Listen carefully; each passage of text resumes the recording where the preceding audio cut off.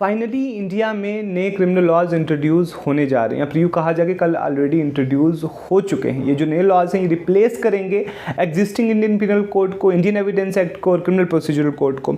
इनके नाम भी तब्दील कर दिए गए हैं। आईपीसी का नया नाम है भारतीय न्याय संहिता, इंडियन एविडेंस एक्ट का नया नाम है भारतीय साक्ष्य संहिता और सीआरपीसी का नया नाम है भारतीय नागरिक सुरक्षा संहिता। ये नए नाम है। आप क्वेश्चन ये राइज होता है कि क्या तब्दीलियाँ लाई गई हैं, क्या अमेंडमेंट्स हुए हैं। अगर हम इंडियन पिनल कोड की बात करें तो जो प्रपोज्ड बिल है वो इंडियन पिनल कोड के 22 प्रोविजंस को रिपील करने की बात करता है, 175 अमेंडमेंट्स की बात करता है, 8 नए प्रोविजंस इंट्रोड्यूस करता है और ओवरऑल जो सेक्शंस अब बनते हैं इंडियन एविडेंस एक्ट के वो 356 बनते हैं, यानी भारतीय न्याय संहिता के जो आने वाला है प्रपोज बिल है उसमें। अब अगर हम बात करें कि कुछ बड़ी जो अमेंडमेंट्स हुई हैं या जो नए बिल इंट्रोड्यूस हुए उससे दो इंपॉर्टेंट चीज़ें वो ये हैं कि सेडिशन पे ऑलरेडी बहुत अरसे से बात हो रही थी, तो सेडिशन को कम्प्लीटली रिपील कर दिया गया है।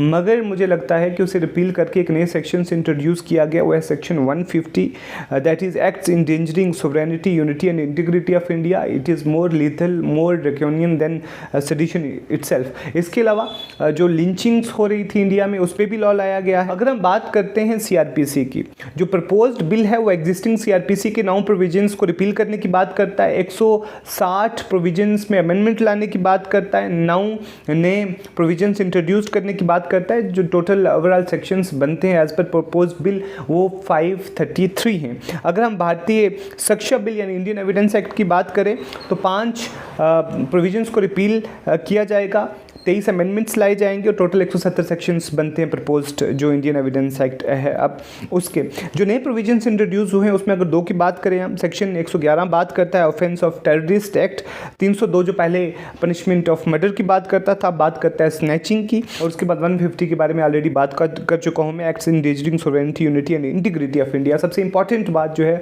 वो जो प्रोसीजर की वो ये है कि अब डिजिटलाइजेशन की तरफ कदम बढ़ाया जा रहा है, यानी कि जो पूरा प्रोसीजर है FIR करवाने से लेकर डिलीवरी या जजमेंट तक इसको डिजिटलाइज किए जाने की बात की जा रही है, जो कि बेनिफिशियल होगा कंप्लीट सोसाइटी के लिए भी और पर्टिकुलरली विक्टिम के लिए। ये जो 3 बिल हैं ये प्रेजेंट किए जा चुके हैं लोकसभा में और प्रेजेंट या इंट्रोड्यूस किए जा चुके हैं लोकसभा में, और इंट्रोड्यूस करवाने के बाद इनको standing committee on home ministry के पास रेफर किया गया। हो सकता है कि इसको फिर से इसमें माइनर या मेजर अमेंडमेंट्स आएँ और फाइनली विंटर सेशन में ये बात की जा रही है कि इसको पास करके फिर इम्प्लीमेंट किया जाएगा।